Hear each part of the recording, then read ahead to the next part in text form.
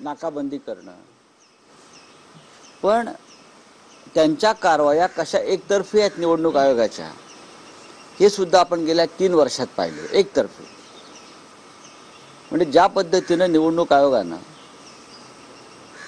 आमदारांच्या अपात्रतेबाबत निर्णय घेतला, कायद्याचं उल्लंघन करून पूर्णपणे शिवसेना हा पक्ष चिन्ह हे बेकायदेशीरपणे फुटीर गटाच्या हातात दिलं आणि प्रत्येक बाबतीमध्ये नरेंद्र मोदी आणि अमित शहा यांच्या दबावाखाली काम करणारा निवडणूक आयोग, त्या निवडणूक आयोगाच्या कारवाईवरती महाराष्ट्राच्या जनतेला विश्वास ठेवता येत नाही.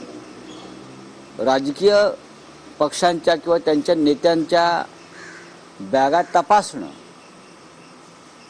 निवडणूक काळामध्ये हे काही चुकीचं असं मी मानत नाही, पण एक साधा सेन्स आहे की जे पैशाचं वाटप किंवा आदानप्रदान होतं ते का उद्धव ठाकरे यांच्यासारखे नेते आपल्या बॅगातून नेतात का? हा साधा एक सेन्स आहे.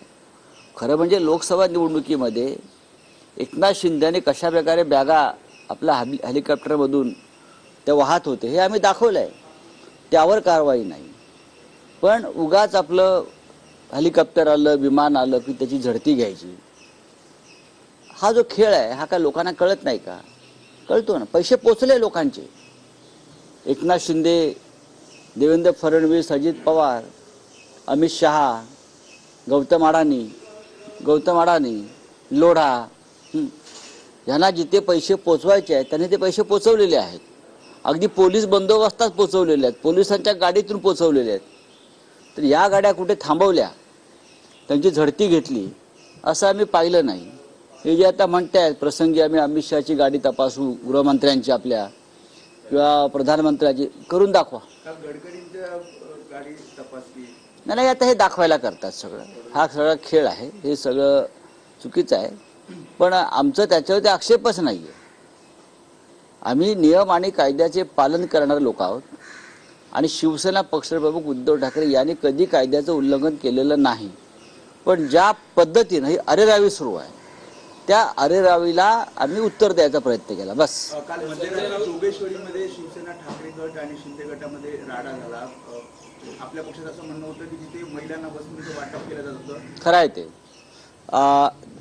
दादर मतदारसंघामध्ये सुद्धा अशा प्रकारच्या किंवा जिथे मिलिंद देवरा निवडणूक लढतात आदित्य ठाकरेंसमोर, तिथेही पैसे आणि महिलांना लागणाऱ्या वस्तूंचं वाटप, जोगेश्वरीमध्ये पैशाचं वाटप तर सर्रास सुरूच आहे.